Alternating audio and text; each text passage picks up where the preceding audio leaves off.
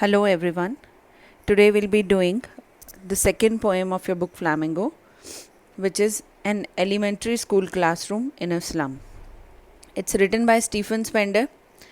When we talk about Stephen Spender was born in 1909 and he died in 1995. He was a poet and English essayist. He had keen interest in politics also. So he declared himself as a socialist and pacifist. His work concentrated on the themes of social injustice and class struggle. And this very thing is also the theme of this poem. This poem, An Elementary School Classroom in a Slum, focuses on the social injustice and the class struggle. The injustice that is prevalent in society and the struggle that is there between different classes, like there is a gap between rich class and the poor class, which needs to be abridged. Talking about this particular poem, this poem describes the social inequality which are prevalent in the society, and the poet describes the condition of the students of an elementary school, which is situated in a slum area. The poet further wants to draw attention of everyone towards these kids so that their life can be improved. As we all know, their condition cannot be improved जब तक उनकी तरफ कोई ध्यान नहीं देगा. तो सब लोगों का ध्यान, सब लोगों की अटेंशन पोएट उनकी तरफ डाइवर्ट करना चाहता है, so that some of us would like to go there and help in improving their condition, and they may get trained to become good citizens rather than criminals. अगर उनकी तरफ, it's a hard fact of our society कि अगर उनकी तरफ ध्यान ना दिया गया and if they are left neglected, तो उनका फ्यूचर यही होने वाला है, that they are ultimately going to become criminals. क्योंकि उनकी लाइफ जितनी ज़्यादा डिप्रीवेशन में गुजरती है, somehow when they grow up they wish to fulfil their stomach, fulfil their needs, और अपना खाने का भी उनको, जिनको नहीं मिल रहा है तो खाने का एटलीस्ट अरेंज करने के लिए सम ऑफ देम, और we can say most of them turn to crime. This poem, An Elementary School Classroom in a Slum, is written in a free verse. So there is no particular rhyme scheme, but poem जो है ये poetic devices में, literary images में बहुत ज़्यादा rich है. बहुत सारे poetic devices used हैं इस poem में. Beginning with the poem, far, far from gusty waves, these children's faces. Far, far. There is a repetition here where far word is repeated twice, which is there to lay emphasis also. The poet wants to lay emphasis कि ये बच्चे जो rich people का blessed word है, prosperous word है, उससे बहुत दूर इनका classroom situated है जहाँ पर ये बच्चे बैठे हुए हैं. Gusty waves, gust refers to wind and waves symbolize the sea. तो waves और wind, they basically represent the blessed word, the freedom of existence. उस word से बहुत दूर ये बच्चे बैठे हैं, and their faces, they look like rootless weeds. यहाँ पर इन बच्चों के faces का comparison rootless weeds से हो रहा है. So simile use हुआ है यहाँ पर, because like word has been used to compare their faces to rootless weeds. The hair torn around their pallor. Pallor is pale faces, weak faces जो mal nourishment को symbolize कर रहे हैं. उनके pale faces के ऊपर उनके hair turn around है, hair बिखरे हुए हैं. They are uncombed, untidy hair. The tall girl with her weighed down head, the paper seeming boy with rat's eyes. एक इसके बाद यहाँ पर 3 different बच्चों का एक going back to the previous one, I would like to mention that the hair torn around their pallor has been compared to rootless weed. जैसे एक rootless weed होता है जिसकी root नहीं है, तो root के बिना उस plant को strength नहीं मिलती. Weeds are the unwanted plants जो अपने आप ही grow कर लेते हैं. They never bear fruits or flowers. तो उस रूटलेस वीड के साथ इन बच्चों को कंपेयर किया गया है, क्योंकि उनके चेहरे पर भी बाल ऐसे ही बिखरे होते हैं जैसे कि ये रूटलेस वीड इधर उधर फैले हुए होते हैं. Then there is description of 3 different children जो कॉमनली इन सब बच्चों को सिम्बलाइज कर रहे हैं कि इस क्लासरूम में जितने भी बच्चे बैठे हैं वो सभी की कंडीशन मोर और लेस सेम ही है. The first one is a tall girl with her head weighed down. Tall girl में there is an irony. Since girl की हाइट को तो कंपेयर किया गया that she is very tall, but she is dejected with the word dejected because she has faced poverty from the very beginning of her life and her head is weighed down, झुका हुआ head, झुका हुआ क्यों है? Because of the burdens, because of the detection that she has faced from the very beginning of her life. Then second one is the paper seeming boy. Now here metaphor is used जहाँ पर बच्चे की thin body को, उसकी thinness को, लीननेस को compare किया गया एक पेपर से कि वो पेपर जैसा दिखने वाला boy.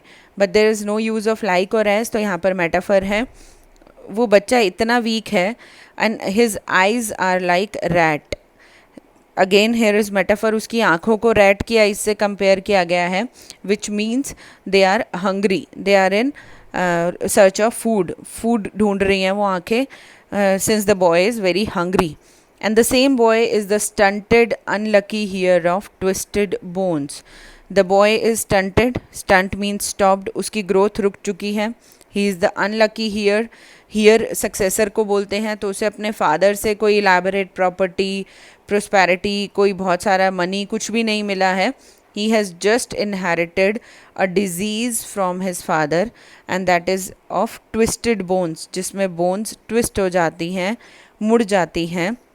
And this very disease is known as gnarled disease, GNARLED, gnarled disease, जिसमें bones में knot गांठें बन जाती हैं. रिसाइटिंग अ फादर्स नाल्ड डिजीज़, वो अपने फादर के उस नाल्ड डिजीज़ को रिसाइट कर रहा है, डिपिक्ट कर रहा है, बता रहा है that he has inherited this disease from his father, which is basically the story of poverty also, which he has inherited from his father. His lesson from his desk, this line is correlated with the previous line जहाँ पर reciting word use हुआ था.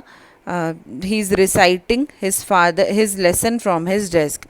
Father के नाल disease के बाद वो अपने लेसन को डेस्क से रिसाइट कर रहा है, बता रहा है. At back of the dim class, the classroom is very dim, it's dull, बहुत पुअरली लिट है, उसके अंदर रोशनी प्रॉपर नहीं है. तो उस डिम क्लासरूम के बैक में, एंड में, there is one unnoted sweet and young boy.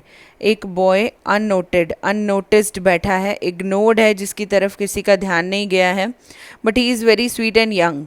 और आयरनी भी है सेम फ्रेज़ में, क्योंकि वो दिखने में स्वीट और यंग है बट उसकी कंडीशन इसके बिल्कुल ऑपोजिट है. His eyes live in a dream means he is lost somewhere, किसी ड्रीमी वर्ड में खोया हुआ है वो. He is dreaming about squirrels game. Squirrels are playing outside the classroom in tree room other than this. In tree room, tree में जो एक छोटा सा रूम बनाया हुआ होता है, छोटा सा होल बनाया हुआ होता है स्क्विरल्स ने, वो बार बार वहाँ जा रही हैं, बाहर आ रही हैं, घूम रही हैं, वो वहाँ खेल रही हैं, दे आर प्लेइंग. और उन स्क्विरल्स को खेलते हुए देखकर उस बच्चे की आइज़ में भी ड्रीम है. He is dreaming of a better future, he wants to move out. ये ट्री रूम सिम्बलाइज कर रहा है स्पेस को, खुली जगह, बहुत सारा स्पेस, फ्रीडम, लिबर्टी, जो इस बच्चे को नहीं मिली है. He is deprived of the same. So he is dreaming about a better future other than this, means other than this dim classroom, because he is sitting inattentive here. On sour cream walls, donations, Shakespeare's head. Sour cream is the color of the classroom walls. Of white colour है, faded है, डल है. ये उस blessed word के और freedom of existence के बिल्कुल opposite है. It is needing donations, donations की रिक्वायरमेंट है. Someday somebody would come and donate some amount, तभी इस क्लासरूम की वॉल्स को रिपेयर किया जा सकता है. शेक्सपियर्स हेड, शेक्सपियर्स हेड यहाँ पे सिम्बलाइज कर रहा है the face of the Shakespeare, which is hung on one of the wall of the classroom. उसकी एक पेंटिंग टंगी हुई है विलियम शेक्सपियर के फेस की क्लासरूम में. क्लाउडलेस एट डॉन का सीन है, क्लाउडलेस सीन है. When there is no cloud means the sun is rising. Irony because their own life is cloudy, उनको नहीं पता उनका फ्यूचर क्या है, इट्स ब्लीक, इट्स डिम. और ऐसे में सनराइज बिल्कुल ऑपोजिट स्टेटमेंट है. क्लाउडलेस एट डॉन का सीन है. देन देयर इज सिविलाइज्ड डोम, जो बिल्डिंग्स को सिम्बलाइज करता है, डेवलपमेंट को सिम्बलाइज करता है. Riding all cities means describing the cities, क्योंकि सिटीज़ की पिक्चर यही होती है. There are numerous tall buildings, तो उन बिल्डिंग्स की सीनरी है जो सिविलाइजेशन को, सिटीज़ को सिम्बलाइज करी है. But these children have never seen it Belt, Flari, Tyrole's Valley. Tyrole's Valley is a valley in nearby place. तो Tyrole's Valley is Belt and Flari. There are different kinds of flowers there. Tyrole's Valley में flowers हैं, तो उनके description उसको depict करती हुई एक और पेंटिंग टंगी हुई है. Then there is an open handed map जो फ्री हैंड से बनाया गया है. Open handed map of the world का एक मैप वहाँ पर टंगा हुआ है. Awarding the world its world. Awarding is showing the world its world. बच्चों को वो वर्ड दिखा रहा है which is the word of opportunities, which is the word enjoyed by rich people. But these children who are sitting in this classroom in a slum area have never got this opportunity to move out of their slum and see that blessed word. उन्होंने वो चीज़ें कभी देखी ही नहीं है जो इस open handed map में depicted है. And this word was basically awarded by powerful and rich people. बहुत सारे पावरफुल लोग हुए हैं वर्ड की हिस्ट्री में जिन्होंने वर्ड को वो रूप दिया जो आज हमें इस मैप में दिखता है. Because the countries didn't use to be like this a few years ago. कुछ सालों पहले तक कुछ अलग ही कंडीशन होती थी. For example India and Pakistan were part of the same सब कॉन्टिनेंट. उसी का ही एक ही कंट्री का पार्ट थे दोनों. North Korea and south Korea were also one a few years अगो. तो कुछ सालों में कुछ डेकेड्स में जो चेंजेस आए हैं these are because of the powerful people. They have divided the worlds according to their own wills, wishes, and yet for these children these windows not this map their word. लेकिन अगर हम इन बच्चों की बात करें who are sitting there in the classroom, तो उनका जो word है their word is these windows. It's a literal word used to symbolize their word. Literal literature की language में उन बच्चों के वर्ड को सिम्बलाइज़ किया गया थ्रू दीज विंडोज़. कि ये जो विंडोज़ हैं जो उनके क्लासरूम में बनी हुई हैं दिस इज़ देयर वर्ड. क्योंकि इस विंडो से अगर बाहर देखो तो दिल get a glimpse of their own word. उनका अपना वर्ड जो इस स्लम में शुरू होता है और यहीं पर ख़त्म हो जाता है. इस विंडो से बाहर देखने पर उन्हें सिर्फ अपना स्लम दिखेगा. तो दीज विंडोज़ उनके वर्ड को सिम्बलाइज़ कर रहा है. And this map is symbolising the world of the rich people. क्योंकि उस मैप के ऊपर कहीं भी स्लम्स का डिपिक्शन नहीं है, कोई भी स्लम नहीं दिखती है. तो this map symbolises the world of rich people where all their future is painted with a fog. और जहाँ पर अगर उन बच्चों के फ्यूचर की बात की जाए it's painted with a fog. बहुत ही ब्लीक धुंधला उनका फ्यूचर है. Nothing is clear there. A narrow street sealed in with a lead sky. एक बहुत नैरो स्ट्रीट, लिमिटेड अपॉर्चुनिटीज़ उन बच्चों को मिलती है. Sealed in with a lead sky symbolising the difficulties of detection.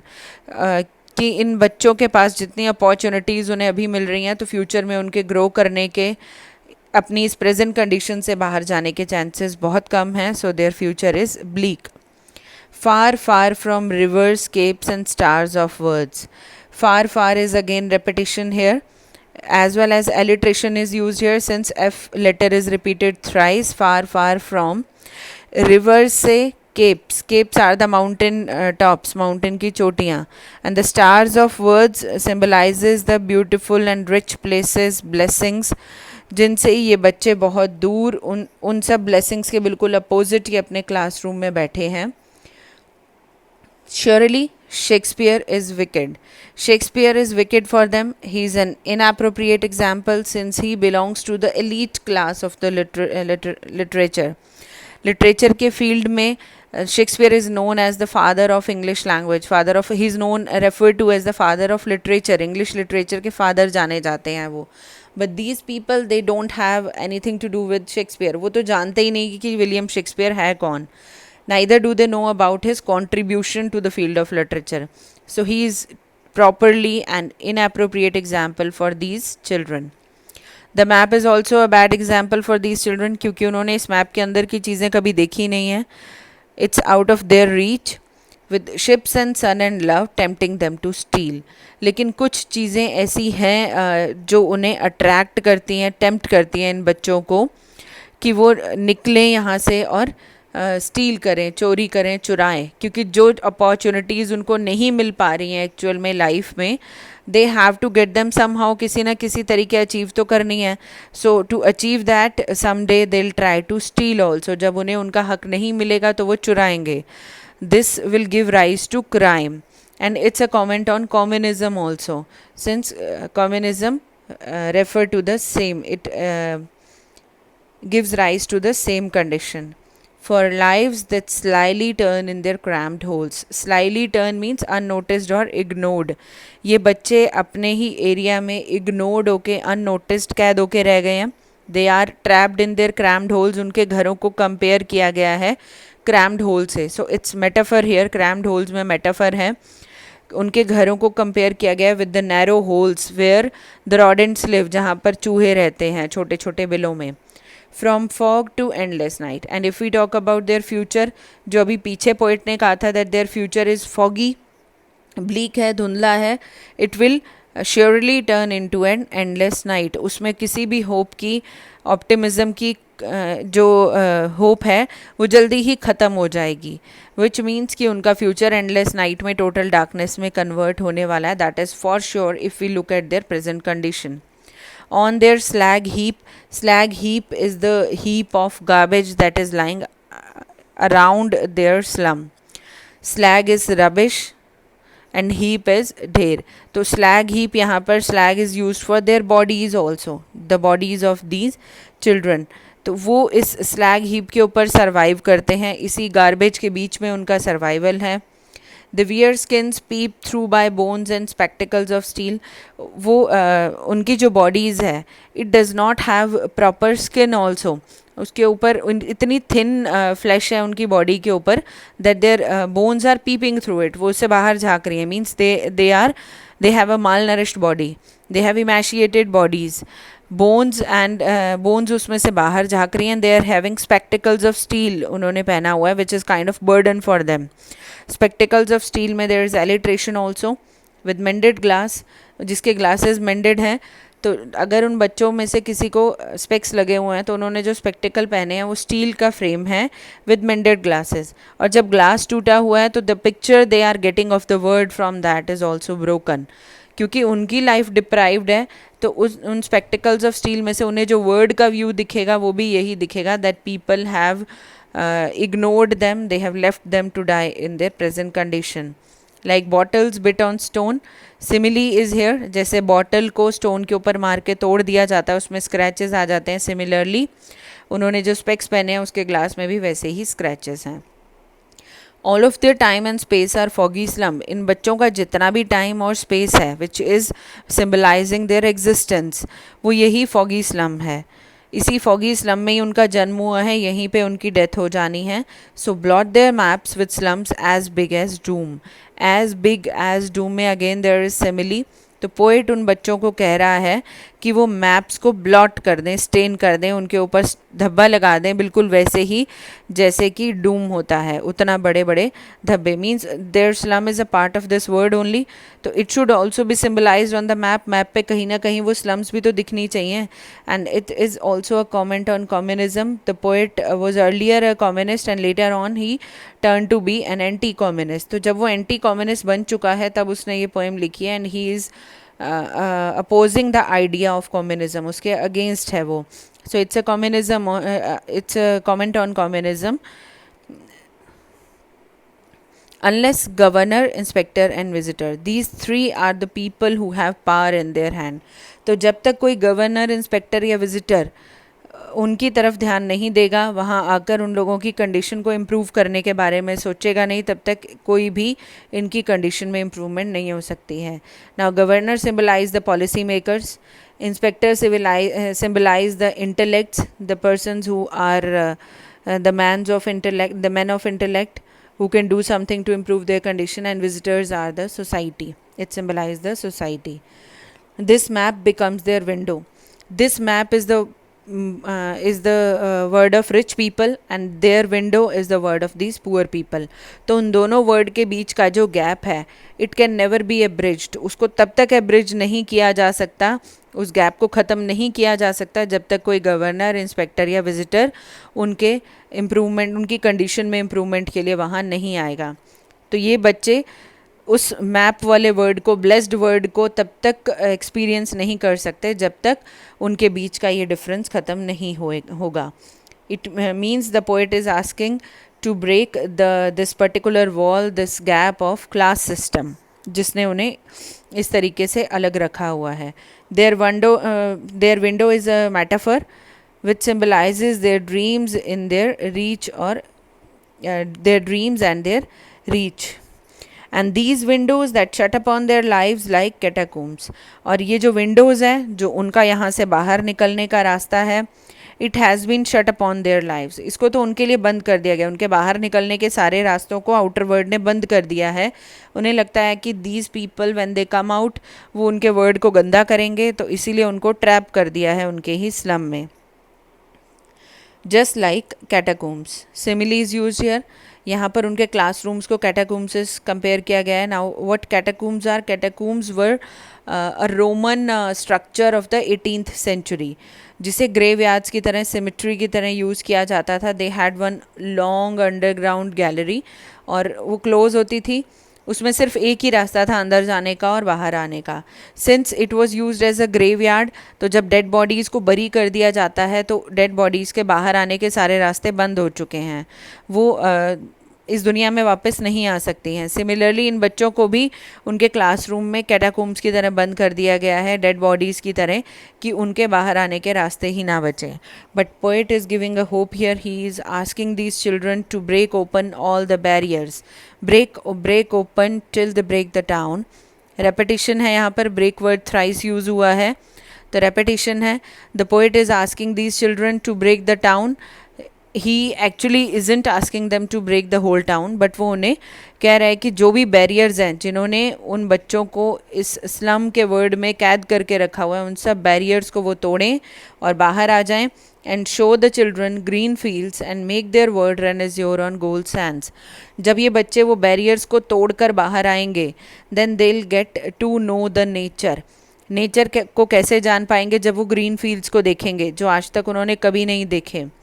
They will run azure on gold sands. Azure is the blue color of the sky, the blue color of the sea, which symbolize the freedom.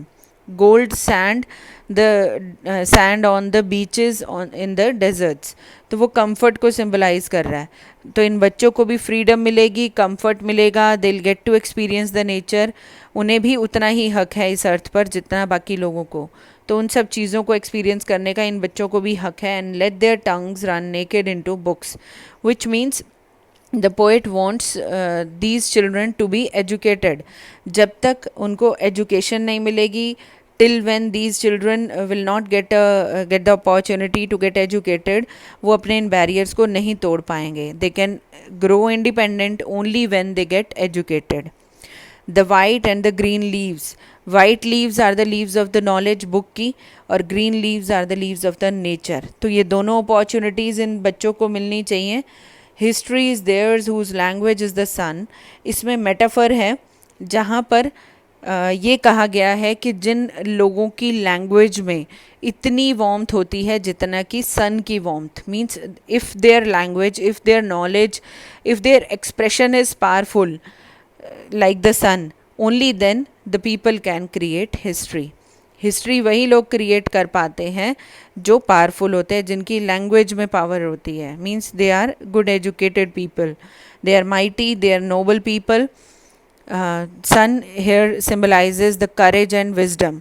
तो इन बच्चों की language को सन से compare किया है कि सिर्फ वही लोग हिस्ट्री क्रिएट कर पाते हैं जिनकी लैंग्वेज में सन जितनी वार्मथ हो. Talking about the different poetic devices used in the poem, the first one is simile. Simile has been used here in like rootless weeds, जहाँ पर बच्चों के untidy unkempt hair को rootless weeds से compare किया है. Next, like bottles bit on stone, उन बच्चों के spectacles का ग्लास बिल्कुल वैसे ही टूटा हुआ है जैसे बॉटल को स्टोन पर मारकर तोड़ दिया जाता है. लाइक कैटाकूम्स, जहाँ पर इन बच्चों के बाहर निकलने के रास्तों को कंपेयर किया है कैटाकूम्स से, कि उन्हें उनकी सराउंडिंग में वैसे ही बंद कर दिया गया है जैसे कैटाकूम्स होती है. Slum as big as doom means the slum where they are living, it's worse than death, it's like a living hell. Next poetic device use here is metaphor. Rat's eyes, इन बच्चों की आंखों को, the paper seeming boy, उसकी eyes को rat की eyes से compare किया है. Since he is hungry, he is looking for food, at the same time he is timid like a rat also. Fathers नाल डिजीज़, बच्चा अपने फादर के नाल डिजीज़ को उसने इनहेरिट किया and he is carrying this burden. ये father से उसे एक बर्डन मिला है which he have to carry throughout his life. Squirrel's game symbolises the freedom. जो स्क्विल को मिली हुई है फ्रीडम बट इन बच्चों को डिप्राइव्ड है. Tree room is the hiding place of the squirrel, जहाँ पे वो जाकर छिप जाती है. It is full of fun, curiosity, mystery and it is totally in contrast to the gloomy world जहाँ पर ये बच्चे रह रहे हैं. The future is painted with a fog.